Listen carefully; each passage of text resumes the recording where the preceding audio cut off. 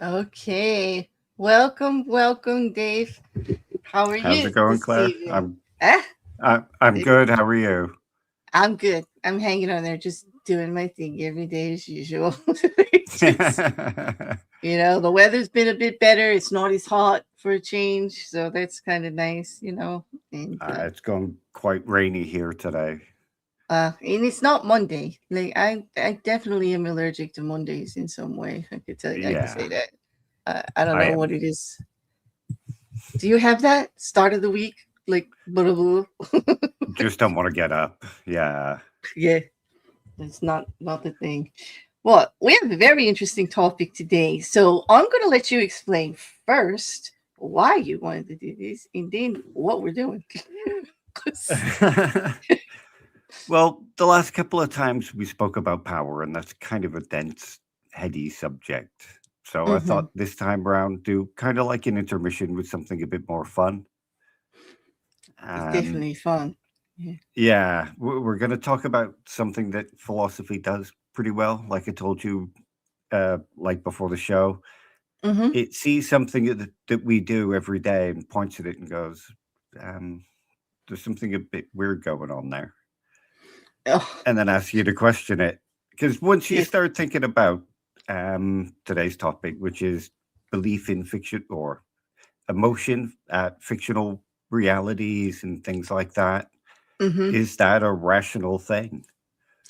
Right. When we're feeling things about things that really aren't real, like entertainment, like reading a book Yeah, or watching a movie or, a fantastical story. Um, yeah, it does all tie in very well. I love how you get me to do philosophy when I don't mm, really know. Like, it's not something that the everyday person is going to want to buckle down on. I think you and I both know that, both of us being yeah. admitted nerds. And I say that in the most complimentary way, Dave. Oh I call yeah, myself a nerd every day. Um, it is fascinating because I mean we see whole trends. Uh, I mean, like a modern day example would be Taylor Swift in her Swifties, who Yeah. take the person that's out there as the icon, as the star, as whatever, which we all to some degree we know. Only the part of that is real, but part of it's not. Okay, part of it's N- not. Taylor Swift is not walking around in high heel go-go boots all the time in fancy glittery outfits. Like, you know, No.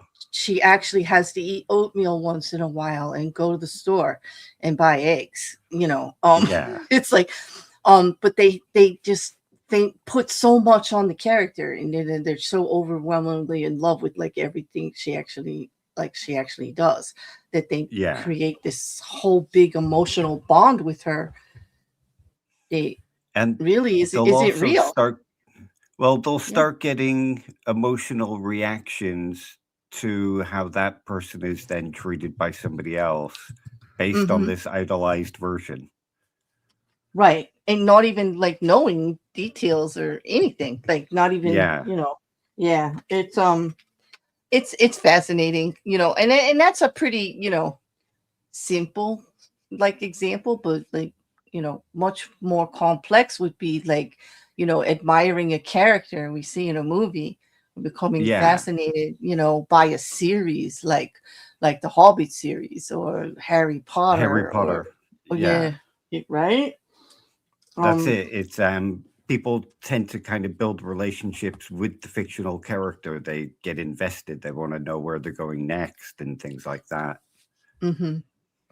So that's kind of what we're like, that's the simple part of like what we're talking about, but Yeah. it gets a little more complex when we try to decide if those Well, emotions that we're feeling are real. Because that's what throws me. I well, tell you what, in Shadow Man, like, or The Ring, you're not going to tell me I wasn't scared. Like, I was scared. yeah. I mean, that felt Th- real to me. and I think most people will have experienced that, especially people into film like we are. Hmm. Because most people have had that experience. A really popular one is the Rocky syndrome, where people come out of a cinema all pumped up after a fight film, looking for a fight. The underdog won, and, fighting's the answer, and yay, America, like, yeah. Yeah, Mhm. Or gangland cinema, like right now, what's going on with I'm looking at old documentaries involved with the Tupac case because that's one of the trial I'm covering right now, and it's you get immersed into like fascinated with how that lifestyle is so different. You do yeah. feeling a little different about some things, like you it doesn't. I guess what I'm trying to say is it's not like cinema and literature and anything that we actually are putting our time for entertainment in doesn't affect you, like, Yeah, it emotionally. very much does. Um, So so tell us why. well, that's a big question. Obviously we don't believe that they're real, or most people don't.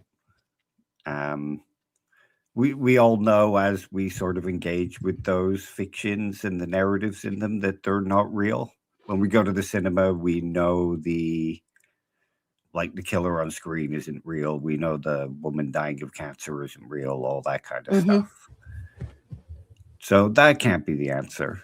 Um, we could just argue that maybe the emotions aren't rational. Um, they definitely feel real to us, but would Hmm. you want to then turn around and say, okay, well, no, we just behave irrationally most of the time?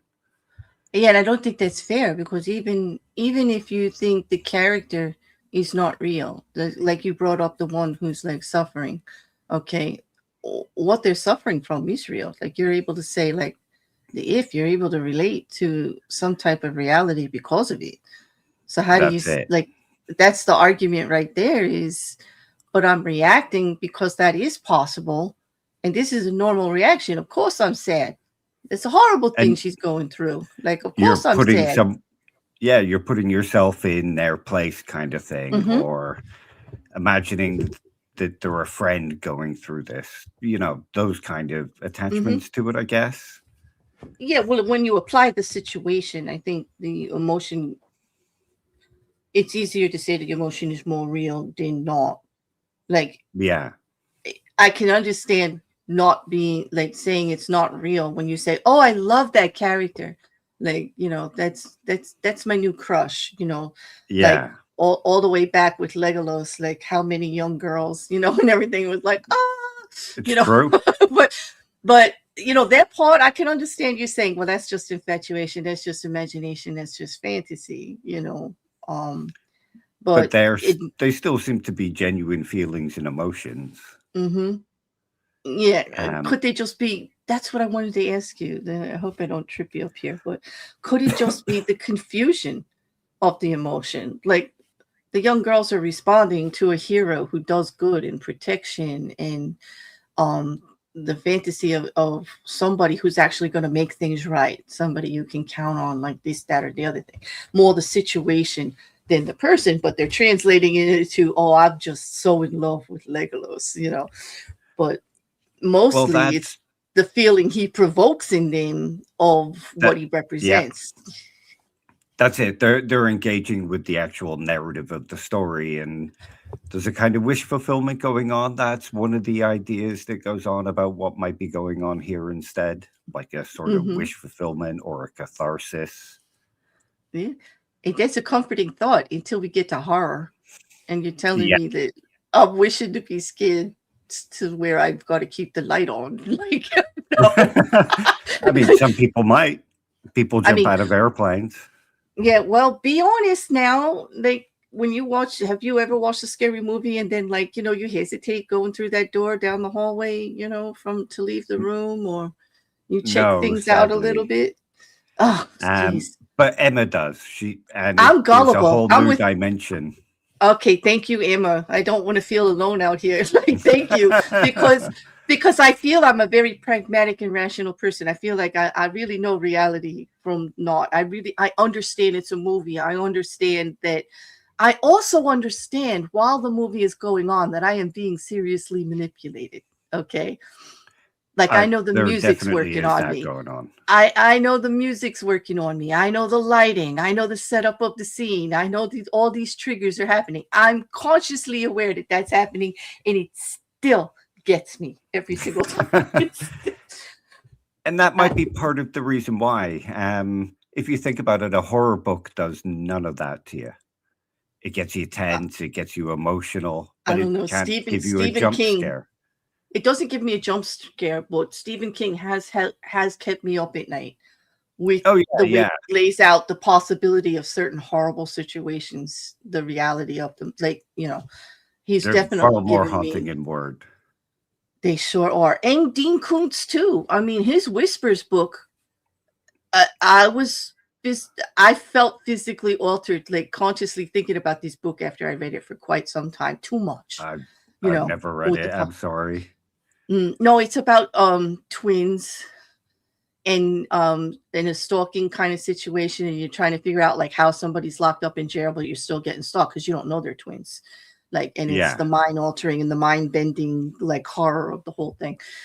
Yeah, and they were Yeah. demented, of course, serial killer type twins too. So like there was a whole bunch going on.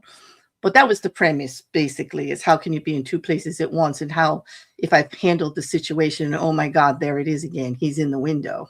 Like, but I know he's in jail, but he's in the window, you know. Yeah. And, and that kind of warped me a little bit, like the whole thing for a while.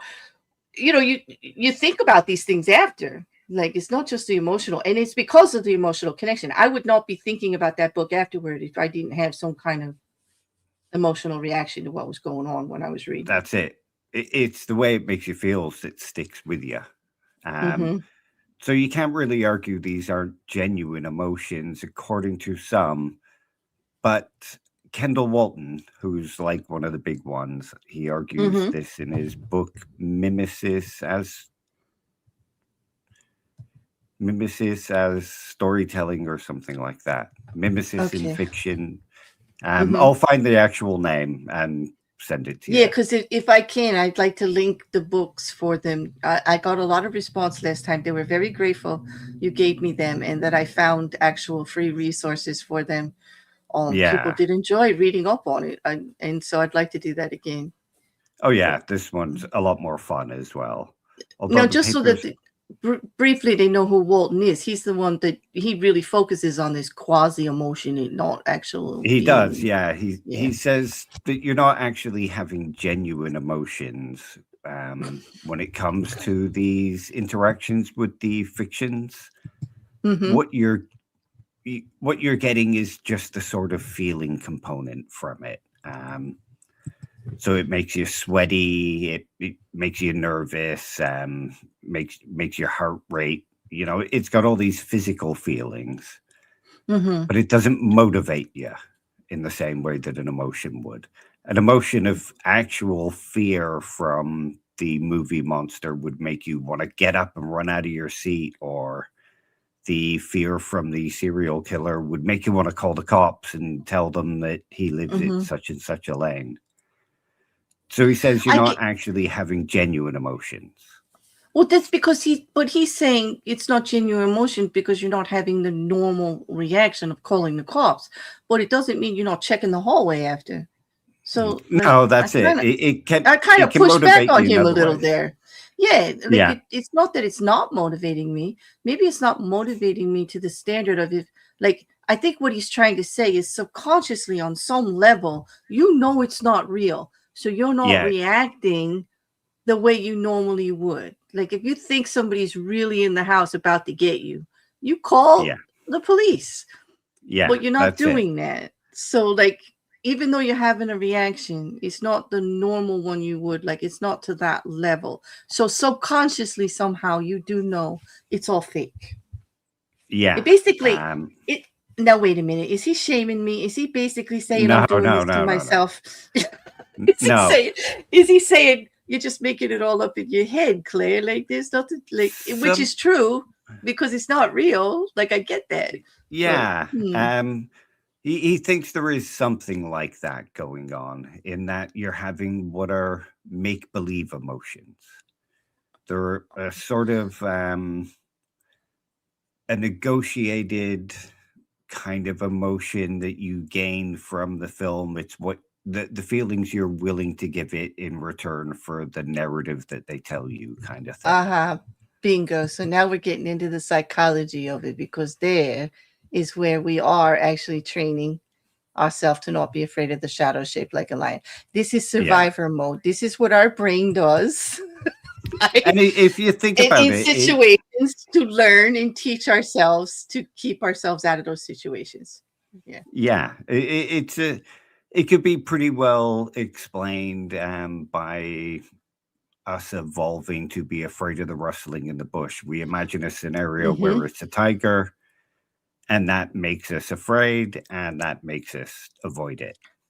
Right. And that's because at one time, instead of watching a movie about a tiger that jumped out of the bush, like way, way, way back then, we actually saw tigers jumping out of bushes and eating people Yeah, near us. So we would automatically, you hear that, Russell, you're going to think that. But yeah, it's some kind of training, survivor mode training. Like, what would you do in that situation or how to avoid? Like, that's danger. Like, if I'm feeling yeah, fear and horror and terrified, that's danger. And so even though I know it's not real, my I'm kind of like my brain is kind of training me like what would you do in that scenario? Like how we always yell at the screen, why are you opening the door when they say don't go in the basement and then they just have to and you're like why? Why would you go in the basement when you hear a noise when you're already scared to death? Why would you do that? yeah. Like what? Why? Why did they do that? I mean, I realize it's great entertainment for all of us, but still. Well, that's kind of the thoughts here. If you think about it, it's the amount of participation that you're willing to give to the fiction as to Hmm. the level of emotions that you get out of it, if that makes any Hmm. sense. It does. It does. Yeah. It's like Um, because like yourself, you don't get up and check the door or the hallway. Em and I do. Like yeah. yeah, But you don't. Like you have trained yourself. Like you're so convinced it's not real, and you're like sitting there going, "Scare me, bro." Go ahead. I, Spin. I think part of it is that, yeah. But I don't think it's all that. I sort of appreciate horror films for other through other means, like how good they are technically, how well shot, how Hmm. funny. Um, Oh so gosh, you must have so I really don't hated Winnie the Pooh. Oh no, I loved the first one, but I hated the Did second you? one. I was Yeah, so mad. I was so mad. Okay. Yeah. Mm. I'll tell you what I watched recently: Pinocchio One Strong. Oh, I have that on my list. How was it? It was amazing. It's from the same people as Winnie the Pooh, but it's a proper film. And it Meaning they had an uses a actual budget, so the costumes yep, were like legit. Okay. yep. It had a legit horror actor in it. It had really good special effects. It was funny, but it was also pretty gory as well. Mhm. For me, I think Winnie the Pooh ended up to be funny when it wasn't intending to in spots. That's It how I saw it it. it was kind of like I say, well, if you're going to be like that, you might as well have done Cocaine Bear because at least that everybody involved eventually knew that this is just a joke. Like, Yeah. yeah. So, And it was kind of a yeah, waste of a premise too. yeah, yeah. Well, I mean, I liked the idea of it. I just didn't like how they did it. Like the costumes were Yeah, poor. Like even the special effects where we were expecting it to be really gory just weren't enough. Like it just, yeah, I yeah. don't know. But Well, uh one Pinocchio argument though. for Mhm. it was great. Um, Another argument for that kind of thing is if you think about Winnie the Pooh now, um, you saw the costumes, you saw how bad it was, how dumb it was, and that kind of changed the way you engaged it. And it Mhm. became a different kind of narrative tale, so your emotions to it were engaged in a different way. So what you give to the film, you sort of take back out of it. Yeah, I wasn't for a horror film in that genre. It didn't affect me that way at all. There was no horror No, for me. no. I'd say there was the emotion I felt the most was judgment. Like I was being really judgy. Did you Yeah. really do this? Yeah, like how dare you? Yeah. Yeah. So but I still felt emotion. I thought like, I was like, disgust, disappointment, you know, but that disbelief. but I think like what Walton's trying to get you to pull apart here, are they just a sort of feeling that you're getting, or are they an actual full blown emotion, or should we even be untangling the two? Hmm. How dare you, Walton? But yes, I actually I did because I'm like, why is this why is this annoying me so much? Like afterward, Yeah. I am that nerd. Afterwards, I was just like, really, like Claire, why are you so annoyed by that? Like it's a film. Like they don't owe you anything like that. Like they're not like answering some list you have in your head. Like it's a film. Why are you so annoyed by it? Because I was like really annoyed in Well, that's yeah, so sort I don't of know. Yeah. that could you could say that counts in evidence of the idea of a sort of participation theory where Mhm. you know about genres, you know about directors, you know about like different film companies, and you know the quality of film roughly that they can produce. Mhm. Um, so when a director makes a film in those kind of categories, you expect a certain sort of level of what it gives Right. to you from Yes. it. I'm Um, taking eh, my personal knowledge and applying it to like this just isn't measuring up just from what I've seen. yeah, just from the Yeah. categories that you've been given. So you could argue, I guess, that the director owes you because you're kind of getting into a social contract with him. you'll agree to go along with his fiction so long as it meets the kind of standards that will drag you in. Oh, how dare I affect his art that way? But yeah, I get what you I get what you mean, because we all do it. Like we have expectations, like especially the way it was advertised and all, and we're thinking it's going to be like such a twist. I mean, let's face it, Winnie the Pooh is just the most adorable childhood little teddy bear, like sweet and like yeah, and you want to turn him into a horror character, and I'm just like, I'm there. I'm like, how are you going to twist Yeah, this story? Like I love the twist. I love the whole angle of it, but I did. But they just yeah. took an easy way out. And I guess that's sort of what makes you feel cheated about the hmm narrative that it I gives set you. I set myself up. Yes, yeah, I did. Or they did. You could argue that they did. Yeah, I did feel manipulated. I said, like, yeah, Yeah.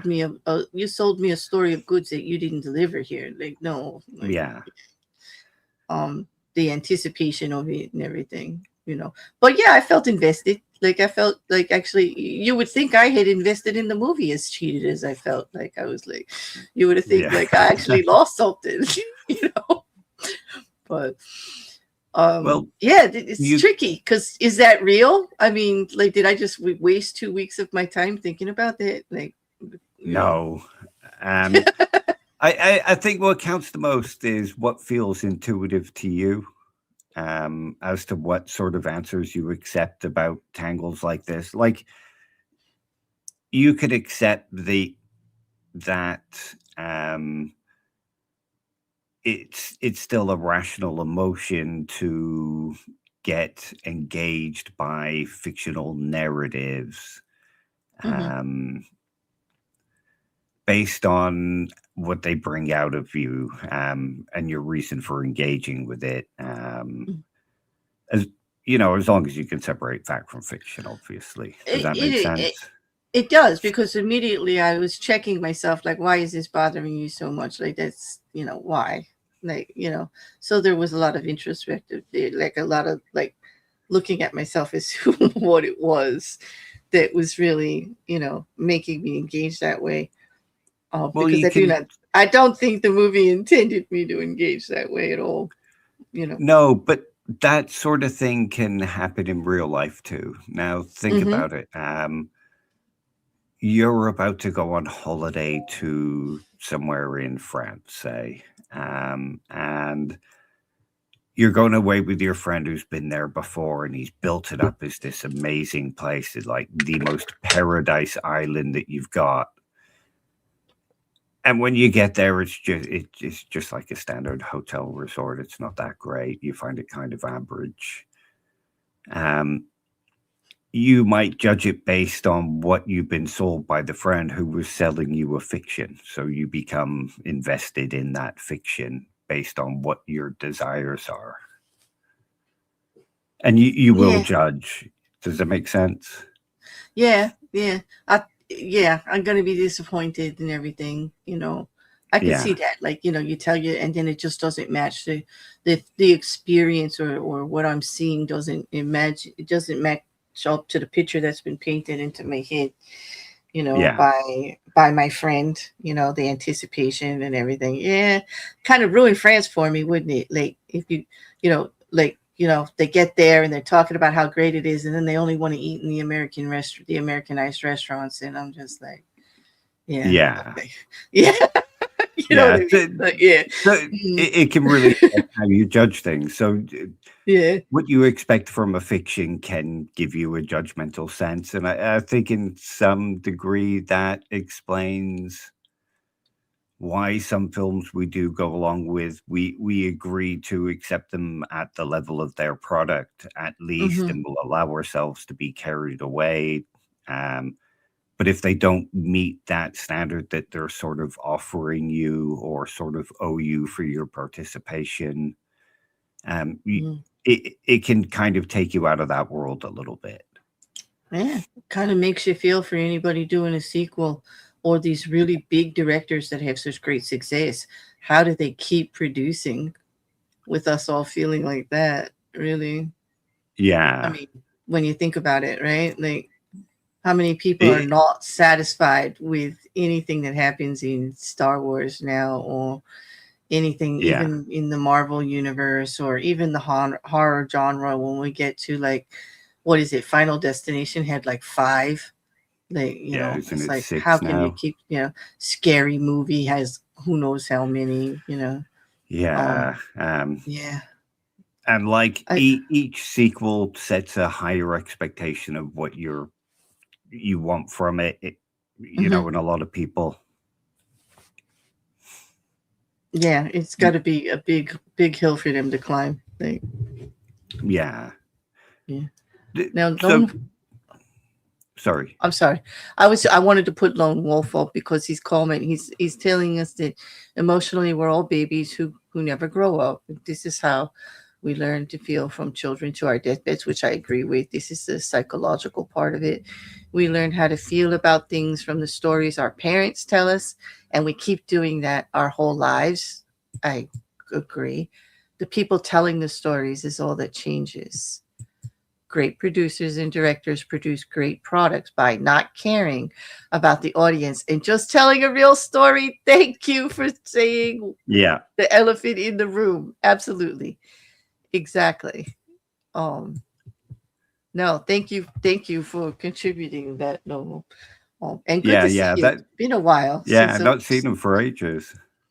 since I was over on Answers and Reasons. Like last time, you guys did something like years ago. I was, but yeah, no, that's all valid. Like the psychological part of the storytelling, absolutely true. Like that's how Yeah, we learn. Absolutely. and that might be another reason why it can be rational to actually get emotionally attached to narrative fictions. They're trying to teach you a story, and part of learning that story is sort of That is part of true. learning how it feels and the kinds of emotions it's supposed to elicit and that kind of thing. True. Fact. We all learn better when connected to either the Yeah, subject or the process. In it just it's just a better way. So yeah, yeah, that's it. I get that part of it. And I also get that it's so ingrained in us that it's happening automatically. So when you start thinking about it philosophically and trying to decide if it's real or not, the one thing I could say for sure is it is happening organically, right from me, definitely. Yeah, So part of that has to be real, correct? Like, I think it is. I think people are having genuine emotions. It's just mhm. Unless you there want to is get to the no. part where they say that we can also create delusion too. So like, I mean, we there's can, plenty of but cases, but not the average person isn't throwing delusion out in front of them like no, no, they're 90%. not Yeah, deluded into thinking that the yeah, story that they're watching is real or the book that they're reading is real. right. That would I be guess the some. apparent. That would be the off to the side. It's possible, and it probably happens, but it's not. It's not the majority. Yeah. No, no, no. So I would say that it is just kind of rational to actually feel emotion towards fictions. Um, I think when Um, people think, "Oh no, it's irrational to um, believe in fictions or to feel emotions towards fictions," they're thinking of something like a guy who believes that there's a robber hiding behind the door. If you go and show him there's nobody behind the door, you would expect him to stop being afraid of it. And if he kept being afraid of it, he would be mhm. irrational. Well, Um, it all depends on if that action solves for him the yeah, start of the fear. Like, because we know people get anxiety, we know we have fear of a situation happening that isn't actually happening at the time. Some of us. I don't like windstorms. I get very anxious. Okay, it's irrational because I know nothing's really happening. My house isn't blowing down. I've never been in a tornado. I have no personal experience to tie it to. Well, you still start to feel it a little bit, you know, yeah, and that can be a little unsettling because you're wondering if it's real or not, and you start to feel like, why am I doing this? There's nothing really going on. Same thing with any small anxiety driven kind of incident like that. But Yeah. in the case of a horror movie, they have actually gone out of their way to get you there. So like Yeah. I can understand why it would take some people more than just checking behind the door to settle down, because maybe you're not actually okay. Here's the wrench I'm going to throw at you. Maybe it's not actually the emotion of the fear that I'm feeling at the time. It's the side effects of my physical stimulation because of it that has got me all wired up and checking things even more, like twice or three times or whatever, because just checking the door didn't make that physical feeling that I have right now go away. Yeah. Um, Right. so, so I guess you could say that sort of supports Walton. You're just having the way I would see it is I would kind of agree with you that we're just having different level of emotions and different kinds of Mm-hmm. emotions. Sorry, I've lost my train of thought there. What was it you said just before? Just about, we were talking about the guy who like checks behind the door, but the fear didn't go Oh, away. yeah, yeah. Yeah. Sorry, I Yeah. was also when you're in the cinema, going back to what I was saying before about not getting jump scares in a book. In the cinema, you have a whole sound system going on behind you.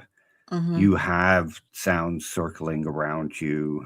You have music playing. Music is well known for getting emotions kind of going and that kind of thing. And you're having a shared experience with a whole bunch of people that um, they're kind of feeling the same thing as you, so that intensifies it.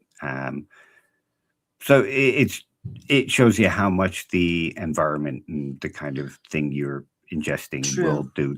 Yeah. Mm-hmm. Um, Different levels and of emotion or different response versus controlled environment in uncontrolled environment, because yeah, with the book you're in total control. You're reading, it's you, your mind, that's it, in a room in a safe place, right? Like yeah, it's just the story.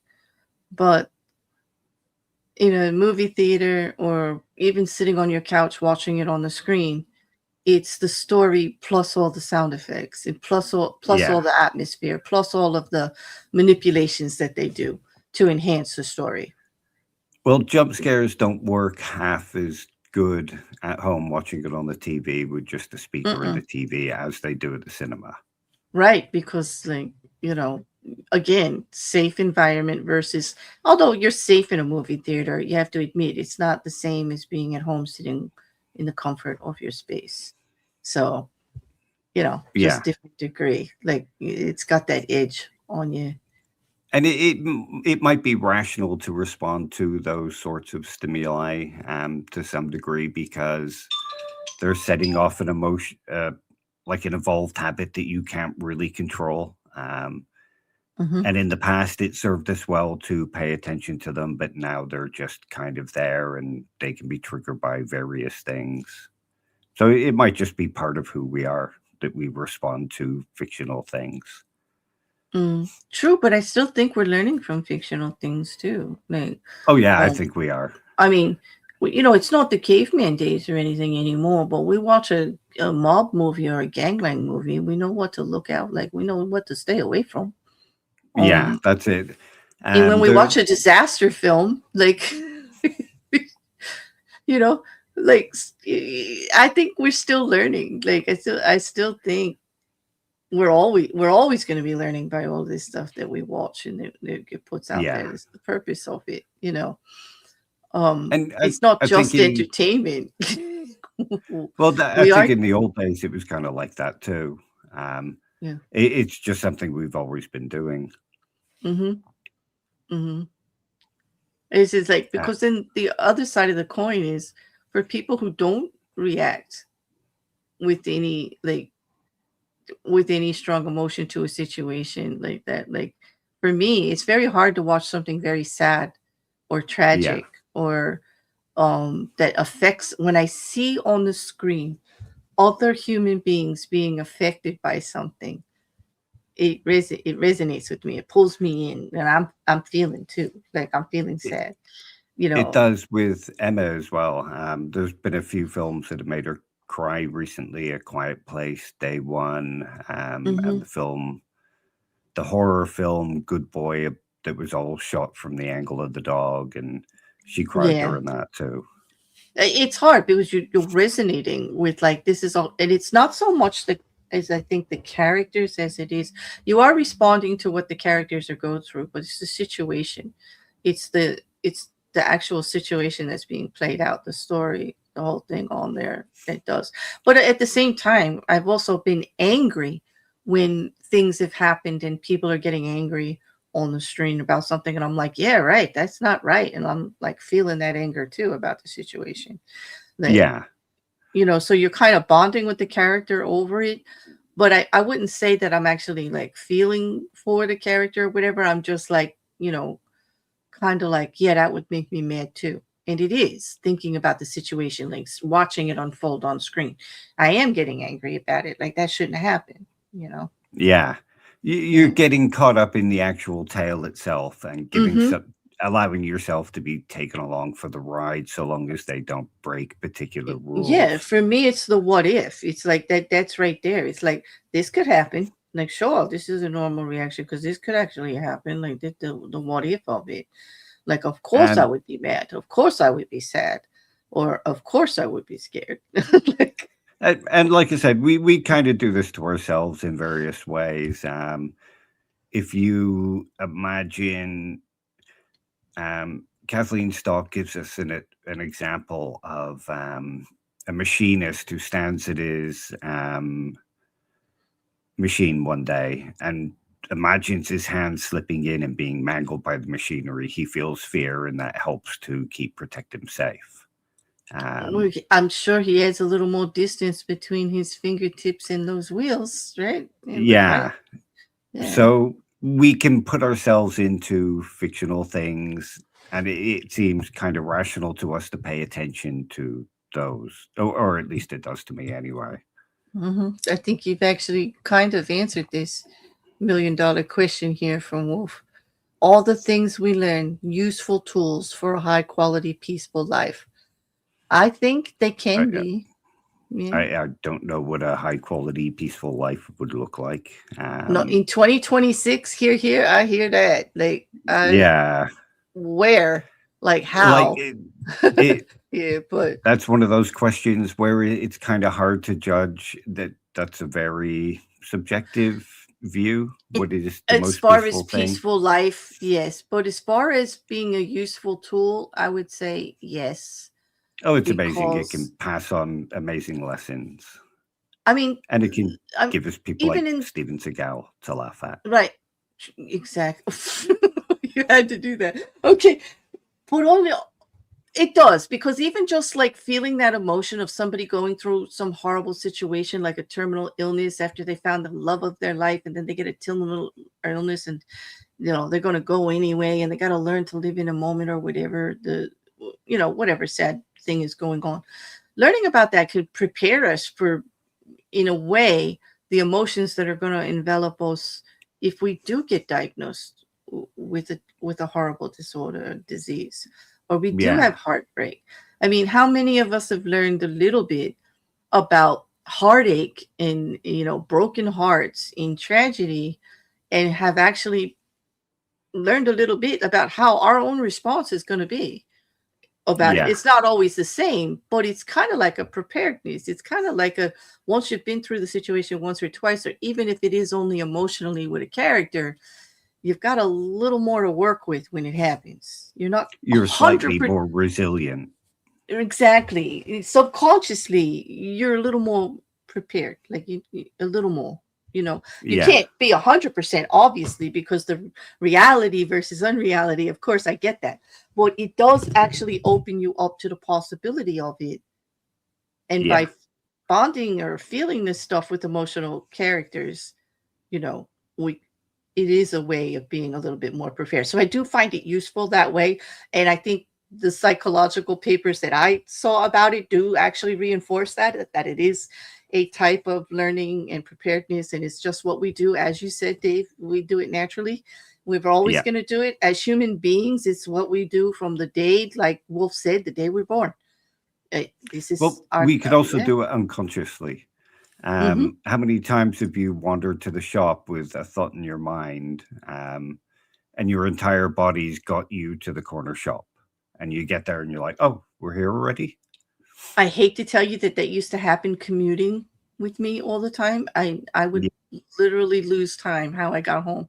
Like, what? Like, how did I make every turn, pay every toll? Yeah. It's like, So oh, we can think about real events or fictional events, mm-hmm.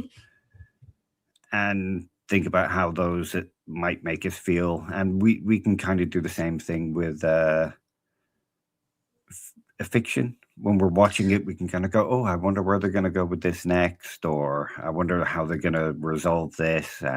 We get involved in the questions being asked. Yeah, it does. Those emotional responses are giving us a physical response of some like that our body is Yeah, being prepared for. Yeah, like, yeah, yeah, it's and fascinating. that's it. Yeah, that's why I love this question. It just takes you down so many different routes, and it's Hmm.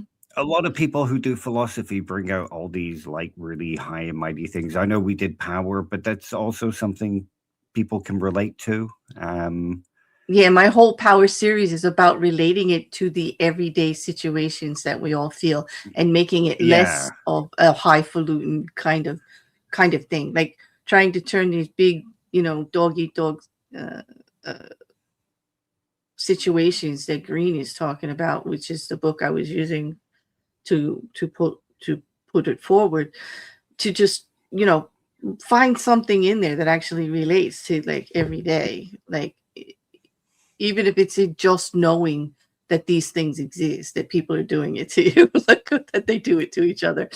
Um, yeah, all of these techniques he talks about. Um, yeah, and I think that's really important, and it's kind of where I like this one. Like most people don't really want to read about um, reasons why we should believe X to be Sure. this way. Nobody wants to read that. Because it's not that accessible. But a problem like this is, or thinking about this, is something that's accessible to us all. It's sort of empirical in a way. We all have access to experiences like those, and memories of those experiences, future experiences. And if you're a film fan, it can make you go, well, yeah, what is going on here? Hmm. Um, and I think more Well, philosophy needs to do that, needs I to think tug at yeah, that string. yeah, it makes the philosophy more acceptable. That's why I like about this is because it takes the big scary word philosophy and it just kind of it makes it more acceptable to a just a common thing we're all dealing with, and just Yeah. questions that we can just ask ourselves, like, why does that affect me that way? Why, is that, something I'm doing consciously or subconsciously? In Especially when it comes to this, because whether you're watching movies or reading a book, we've all been in conversations with friends, families, even like when you go to the grocery store or you get a cup of coffee, somebody's talking about a book and why it affected them some way, or that it moved them, or what's so good about it. If you say to somebody like, what are you reading? And they tell you, and then they're telling you about the story and how that they are engaged emotionally with this book. Yeah. If they are able to tell you all about it and either passionately or horrifically saying, oh, it's just horrible and this is what I hated about it and blah blah blah, they are engaged emotionally with that Yeah. book, with the story, with what was going on in that book. Same thing with film, right? And we're talking about, or anime, or any of it, a play, all of it. Oh, a concert, music is the big one. Like, Yeah. because music in itself is the okay, here I'm gonna sound a little strange here, but to me music in itself is the character. Okay. It's Y- part of it, yeah. yeah, and It's part of the paintbrush. exactly. And so how it makes me feel when I listen to music, I listen to it always, whether I like it or not, is how it makes me feel. Yeah. Okay. And no matter what I know about musical theory or the artist or what they're trying to think, no matter what other facts are out there, the defining the initial and end result is in how it made me feel. Yeah. I don't know And if everybody's like that, but I'm like that with music, like totally. but I think most things for entertainment, that's sort of what people want from it. They just want they have a contract with the director or the producer or whatever. You Mm-hmm. make this film that makes me feel this way, and I will kind of give you my praise or my thanks or what have you. Because, like you said, with the Winnie the Pooh, we can be disappointed because we were expected to be made to feel a certain way from a certain type of film. So that's another part True. of the whole idea of it being a participation theory. Mm-hmm.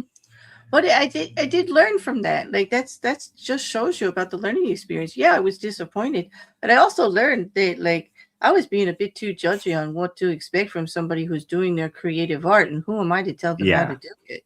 Like I had to check myself, and I was happy to do it because I'm like, okay, Claire, like sit down, because like he's the artist, they're the creators. Like this is how they wanted it out there. You don't think they don't know, right? I mean, they couldn't be so that they don't know. They know exactly what they did, and it's what they wanted to do. So, like, you yeah, you cannot like it, but don't be so judgy. Like they did something to you on purpose. Like you get to judge it for what it is, like it or not like it. But that's it. Like you don't get to get all like uppity about it. yeah. See, I try to watch a film twice. The first time just to experience it. The second Hmm. time, to try and take it on its own terms, kind of thing.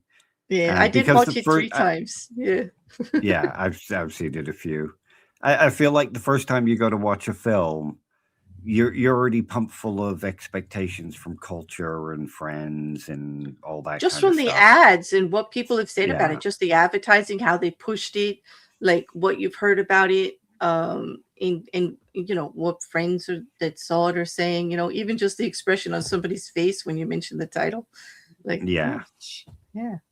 yeah. That all builds to the contract that we extend to the director, and that can sort of show that our emotions towards the character are rational because we're agreeing, we're going to treat these in such a way that will imagine a relationship with them, kind of thing.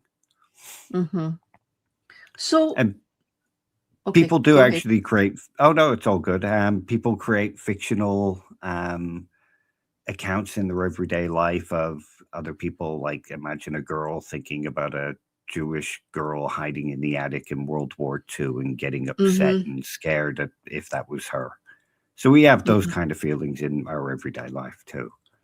Because we have real stories to attach them to, because it's not just Well, fictional art. Like you get emotionally invested when you watch historical dramas too, and documentaries, and and to some extent, some of those are actual fictional characters. We just sort of agree to take them as real representations of what they're supposed to be. true, because they are being rewritten for the screen in some way. Yeah. And even though the name is true, that character, like you watch something about Napoleon, okay, and you know a little bit about his history and everything, but when they're putting it on the screen and all, you have to admit that that's a fictional character. Like you're not 100% Yeah. sure that's actually an accurate representation of Napoleon. Like, did he look like that? Did he sound like that? Is that what he would have Yeah. said? Like, it's impossible for it to be 100% real. That's it. And part of it will depend on the director's sort of interpretation of the character and what he wants to present of the character to Hmm. you. So yeah, even those are kind of fictions that we agreed to go along with under a certain contract. Hmm. Yeah. Well, it's all art, and art is interpretation. It's creator interpretation, Yeah. 100%. So, um, even even fact-based books, autobiographies, in that's still all art, and it still is all interpretive to the creator. I totally believe that. Like Yeah. sometimes I think the fiction and nonfiction line is very, very blurred. Um, Yeah, depending on it. that's actually a really good question. And I feel like you, it's hard to actually get a good grasp on it. There's always this blur that can be brought in. Mm-hmm.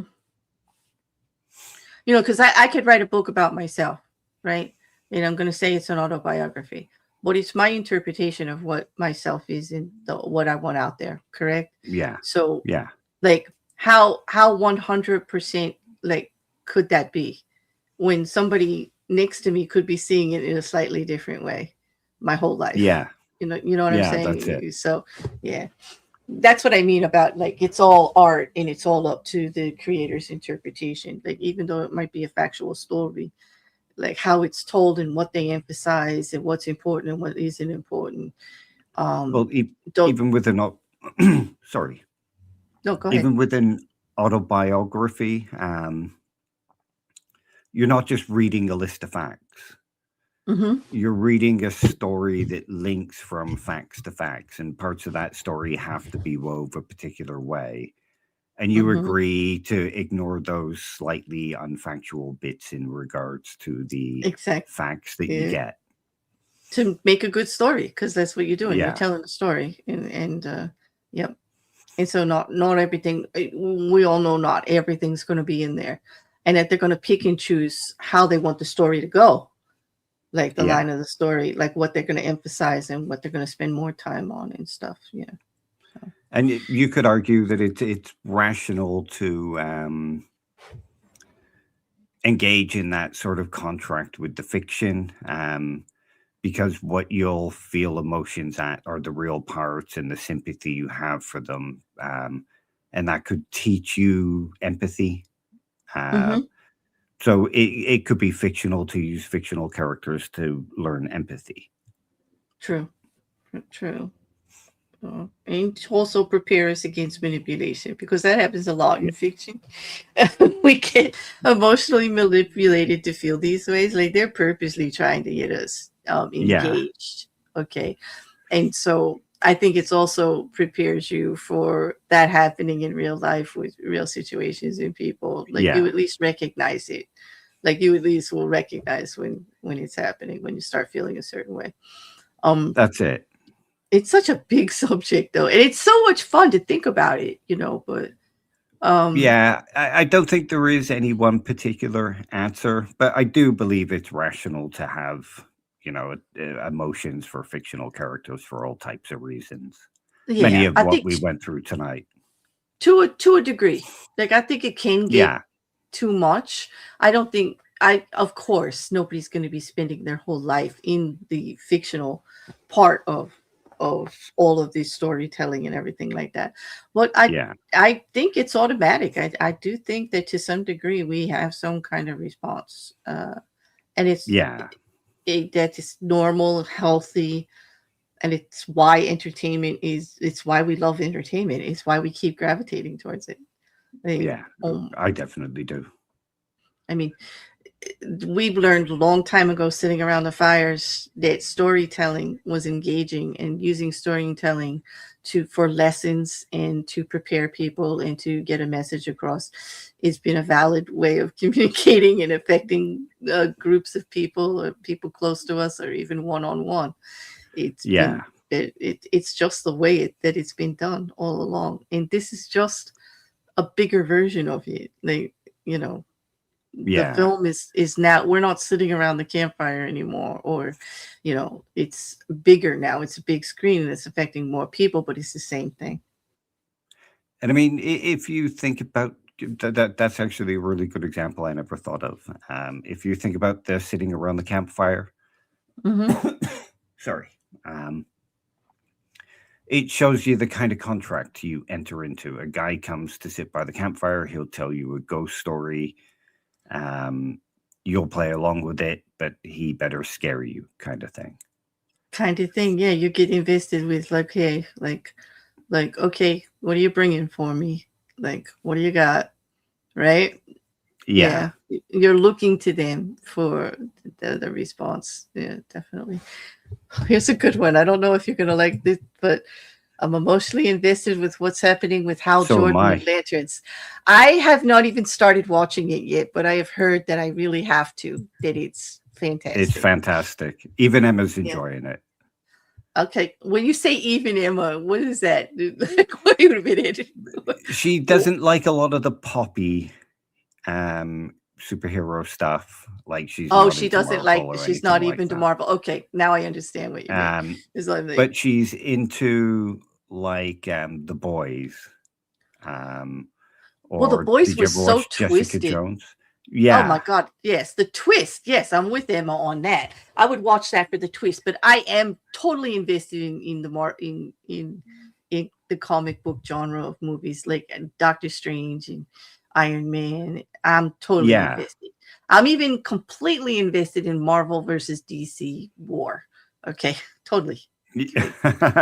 Okay. You mean the actual fight between the fans or? No, just the whole thing, like which movies, everything. The fights between the Yeah. fans, which house is doing it better, which characters have been developed more true to the comic book styles they were written in. Like the whole, you name it, I've had actual hour-long conversations on the subject. I have brothers, like so this has been going on my whole life. Like and so yeah, it's just part of part of everything. So I understand that. Like, but to me, it's more the twist. Like when Batman goes bad or Superman goes bad, or like Jessica Jones being such a, there's only one word, a tragic figure Yeah. of good. Like, and she just Yeah. like she's just yeah. And It's one of my it's favorites. I bought the Blu-ray just because of how good it was. you know, she just showed up in why am I can see his mask and everything and I can't think of it. Daredevil. Yes, and I love Daredevil, and Matthew's going to be really upset with me for forgetting the show that he's in. Sorry, like sorry. Okay, it just drew a blank because the emotion of that whole thing. She just showed up in Daredevil, the new one that's out, like Oh, nice. where everything's so much darker. Like even Yeah. Daredevil himself is darker in this one, and the twist is just amazing. I love that about when they do that with these characters. It's not just like good versus evil. It's isn't there a little bit of bad in Character everybody? studies. Isn't there a little bit of good in everybody? Like doesn't matter what side of the fence you're on, villain or superhero. Yeah. Yeah, they can Yeah. act as kind of character studies. Mm-hmm. Like we can learn a lot about other people from them, and Mm-hmm. the more a story kind of goes into it, and the more you want that, you kind of get attached to the actual story itself. Mm-hmm. Yeah. Well, it was so rewarding. Like I had an emotional response because when Jessica Jones showed up in Daredevil, she showed up with her and Luke's baby. So a continuation in your brain of where the Jessica Jones stories went with Luke and everything Okay, I hope not. is like cemented. Oh Like no, right no, there. Luke. Yeah, sorry. I was Yeah. thinking of Iron Fist. Yeah. No, her partner, not partner, like you know, Yeah, yeah. Luke, who's also a tormented character in this whole like Yeah. superhero kind of thing. But you, I like the way Lone Wolf says it. Like Jessica Jones is the definition of a broken superhero. Yeah, it's Yeah. just like, Yeah. and that's what Emma probably liked about the boys too. I know that's what I liked. Is like Yeah. they're It's all like, more human element. yeah. What if superhero? What if the superheroes are just like us? Like, Yeah.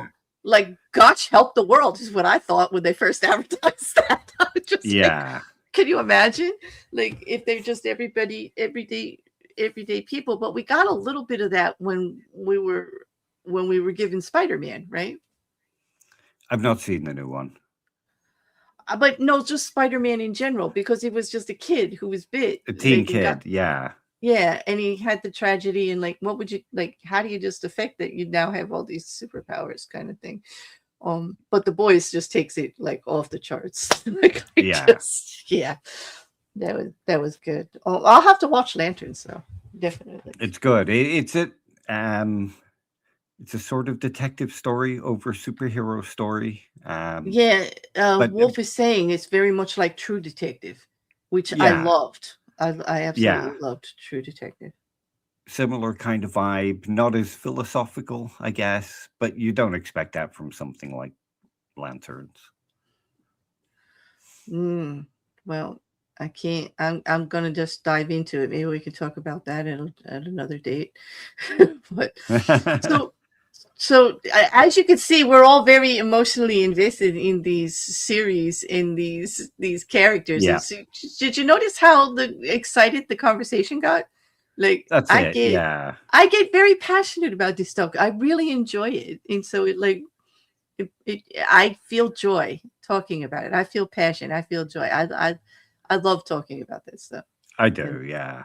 And again, it's probably why it's one of my favorite things from philosophy during my undergrad. When they introduced us to this, I thought, yeah, I get this is what I see. I really enjoy about philosophy. well, kudos for bringing it, because like we always casually talk about books and movies and stuff like that anyway on all the socials back and forth, in groups everywhere, but never did I actually think about it from the philosophy end of it, like how I was Yeah. responding to that. So kudos to you for bringing that together for No, me, nice one. like, and No, for everybody thanks out for letting me here. do it. Yeah. No, I think there's so much even more to say. Like we could probably, like, I want to hear more about, like, you did say that for the Walton part about it being a quasi emotion, like we kind of both Yeah. agree. There's some reality there in it. It's not like Yeah. it's not a full blown, like you always know it's not real. I don't believe people don't understand it's not real. And you pretty much said so too.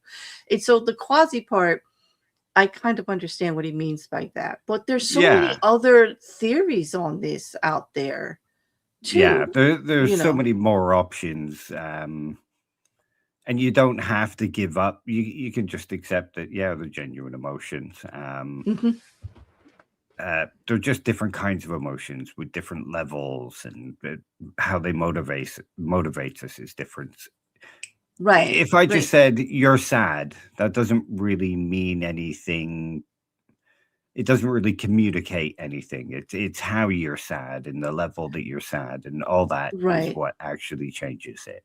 So Right. emotions aren't just a unified thing like sadness. That it all depends. Yeah, because like all of their arguments for me fall apart on it not being real when you take Yeah, off the fact, when they don't actually address the fact that emotion is connection, and actually you're just connecting. And so they want yeah, to put a word like emotional on it and try to make it something else, but it's really just connection, and that's normal, natural, and yeah. that's what we do with everything. So It's, like when they take it's, it farther and to say, is it real or is it not real? Is it quasi feeling or not? And I'm like, wait a minute, you gotta, anytime that you connect that way, you have to yeah, admit it from the start, connection is real. yeah. Even with fictional characters, correct? I mean, am I wrong? Yeah, I Please agree. correct me No, if I I'm agree. No, I agree. That's sort of the theory that I go down. I think they're real emotions. Just like anything, they're differing levels, and we've learned how to respond to particular scenes with those particular types of emotions.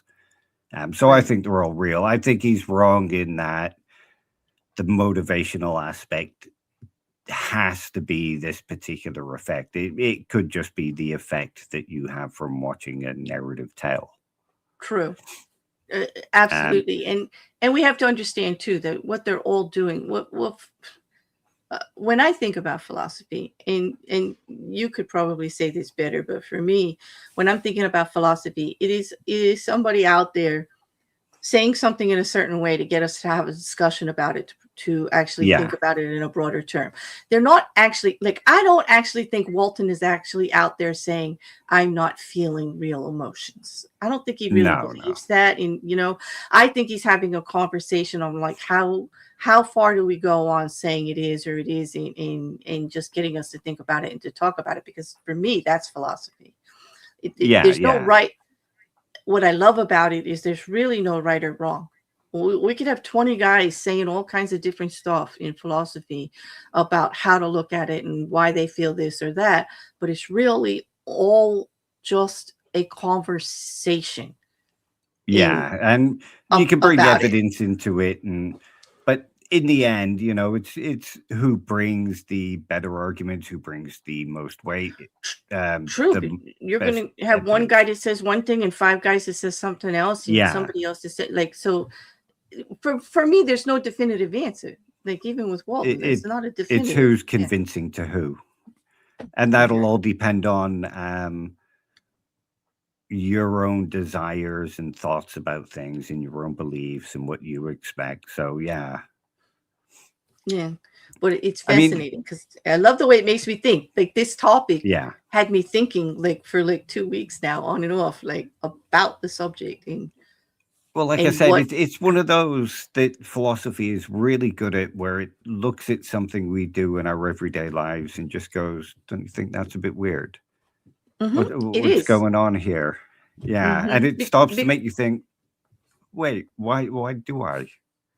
Yes, because we do see extremes. Like, I understand why, when looking at emotional response to fictional characters, we see extremes in it, like with some people, but not everybody's like that. Like, so, like, I wouldn't say the majority are as extreme as like Swifties or, just the Twilight fans that were so invested in or the like outcomes the Rick and Morty fans you used to see going and jumping on the McDonald's, that kind of thing. Yes, actually taking it real life and doing like acting. And I don't think that that's the average person. Like, I don't really think that that's the majority at all. So I do think, I know one thing for sure, Dave. I'm not going to stop being emotionally attached or affected by anything that I'm watching. Even on YouTube, let me tell you, I can watch a YouTube video and get like, well, you should, because that I feel like you're kind of cheating the person if you don't allow yourself to do it. I mean, why else would the person's put the work out there for you to enjoy if you're not enjoying it? Because here's the thing, the connection, right? Yeah. The openness for the connection should be there when you go to watch it. If it's not, change the channel, go to something else. Like, don't go on, Yeah. But yeah, it's that connection. It's that being open to the connection of like I said, the art, the creator's art, what they're putting out there. Yeah, you have to be open for that. And but again, not everybody is as well, because there's a lot of people who won't be open to horror because they think it's a bit daft or what have you. So it's quite difficult to be open to what the director actually wants to get from you. Yeah, I suppose it's like contract selection with anything. You select the contracts for the films you enjoy. Exactly. Like, some people don't like horror because they can recognize it immediately as 100% not real. Yeah. And it's going to put us in a situation that's overemphasized to, manipulate us into a certain way of feeling. And they're uncomfortable with it. Some people are just uncomfortable with the genre because that's what it does. And I don't, you can't blame them, but I like it. But then again, I'm a fan of really bad movies. I spent many a weekend with my brothers watching B movies and just like Killer Tomatoes and the slime and like, the lupus, the one with the big rabbits that like was like mystery science fiction theater where they would just like show us all this stuff. I was a big fan of like watching the worst movies out there just to have fun with, just the connection with it, to make fun of it with my brothers. It was like a whole big, an event for us. That might be another reason to get emotionally invested in films, because it can be a bonding experience with other people.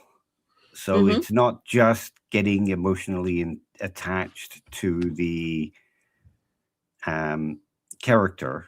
You don't think it's real, but you can bond through it by making fun of the character or what have you. Right. So you it's agree the process. to get invested. Yeah. Yeah. The process, the situation, the event. Yeah. even in like a sad film, say it makes you cry at the end and you're with three people who also cry, you've now bonded over, Mm-hmm. even if the tragedy didn't happen, you went along with it and you perceived it and you allowed yourself to be moved by it, and it formed that Yeah. kind of bond, Yeah. which I would be always rational.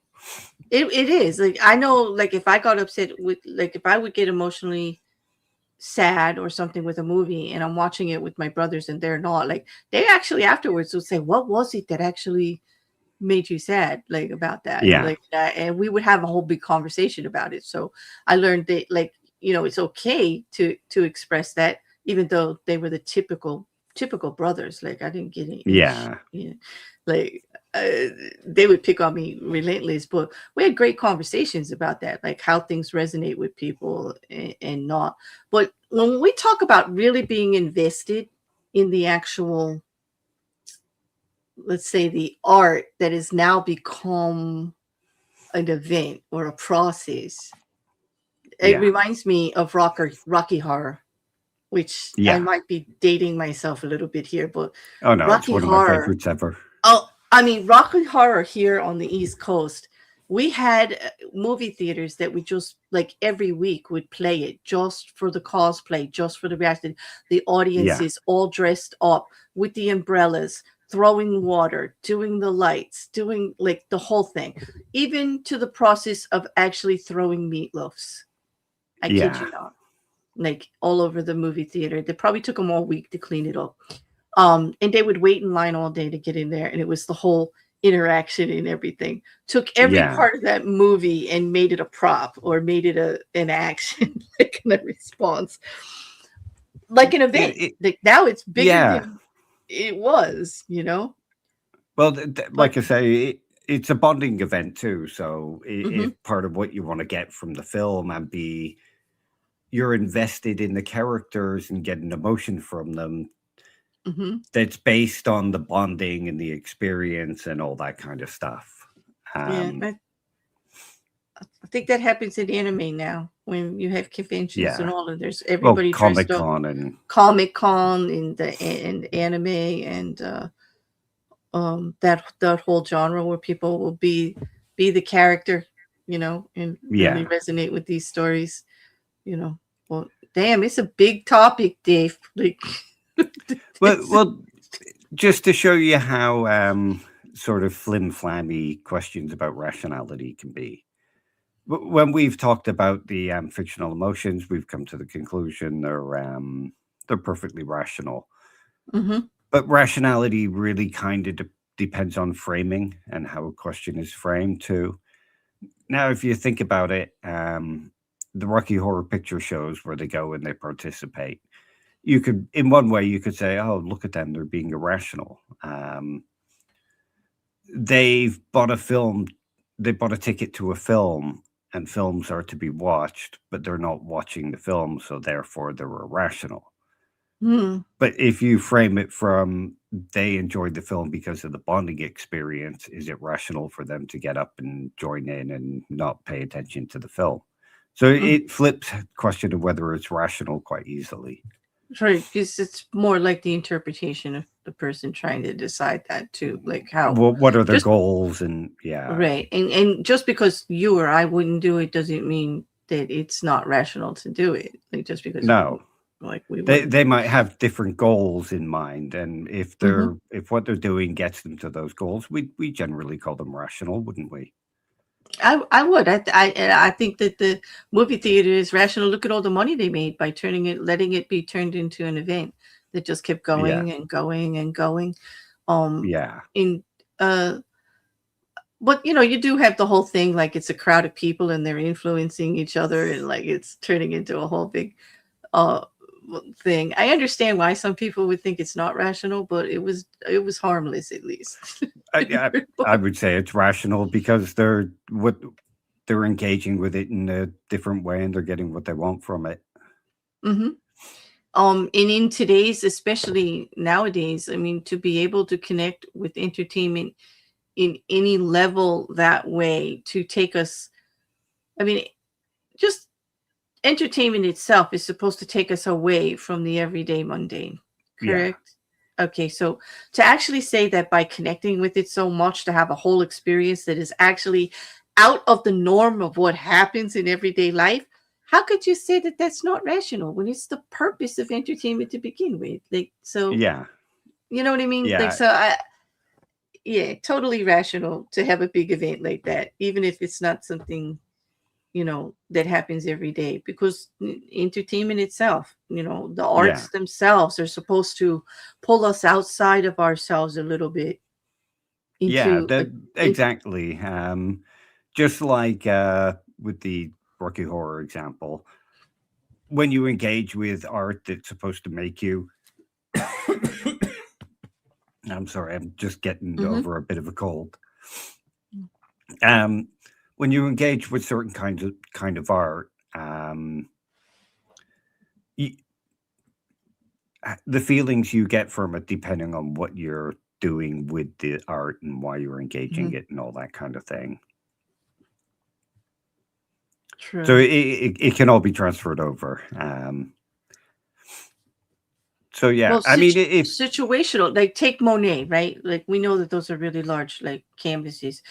If you look at them in an art book, or you just see them like, being used in a film or a screen or something, they can evoke, like, you think it's a very lovely picture or whatever. But if you go to the Museum of Modern Art in New York and you see the whole room with them all plastered all the way around, it's a totally different thing. yeah, It like, so I guess it, like you said, it's how you're engaging situationally, how you're connecting. Let's use that word, connecting. How sort of you're the actually habitat and the connecting. environment. Yeah, Yeah, yeah.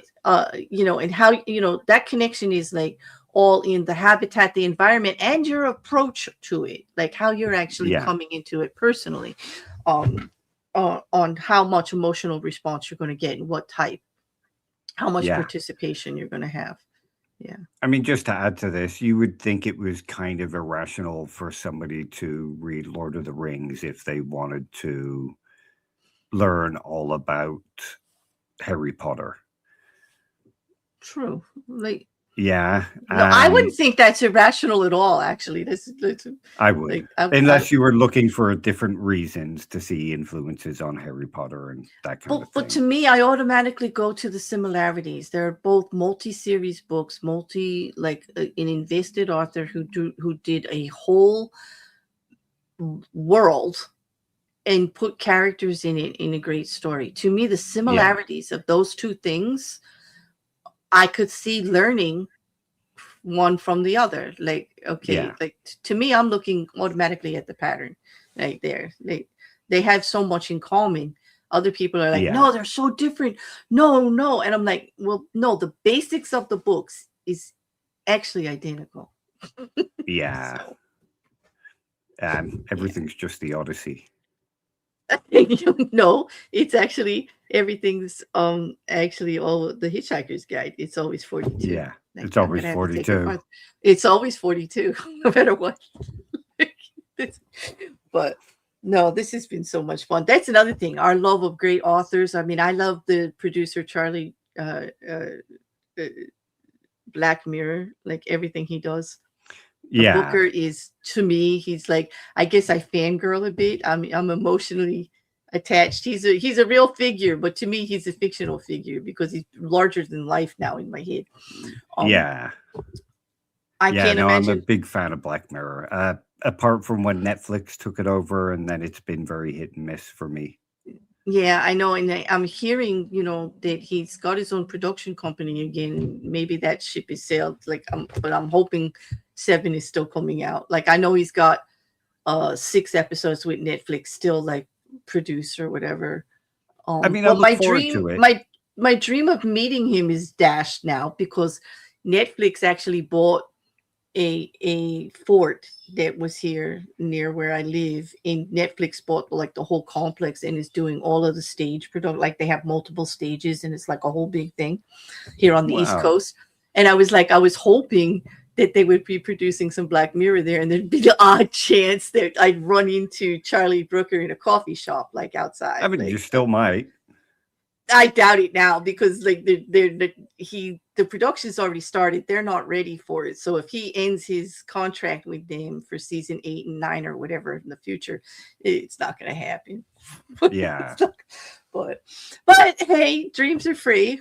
So, See, it's an example of why dreaming about fictions is perfectly rational. You it don't is want to. It'll stop you being hit as hard if it does get cancelled. true. I just don't think Charlie Brooker is cancelable. Like I don't think you can cancel him. He'll You can just like, delay him. You can delay well, him. You can put yeah, an obstacle for how soon something comes out, but I cannot see him stopping producing yeah. No, I could imagine somebody like Amazon buying Black Mirror just to get the exclusive for it.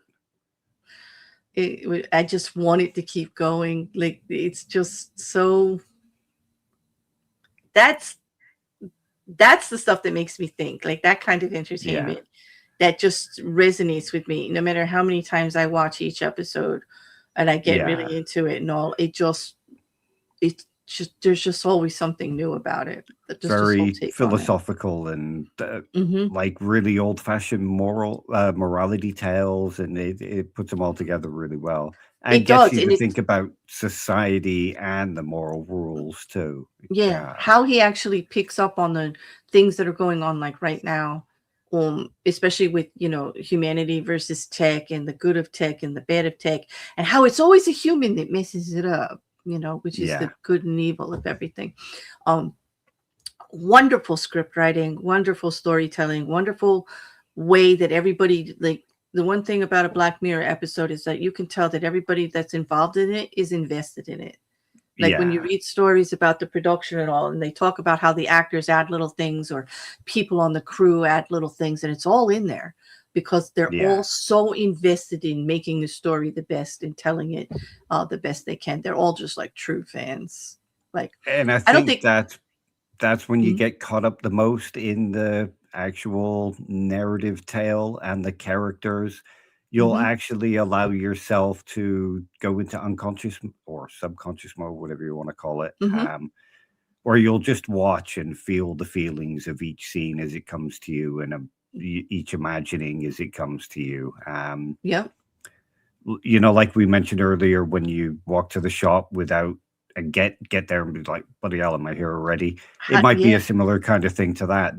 The better it's made, the more willing you are to just go along for the ride. And to know that like everybody involved in it is also so emotionally invested. I just let myself go. I let it take me wherever it's going to take me. Like there's a trust there. There's like a trust there that I have that if everybody involved feels that way, there's got to be a good thing here.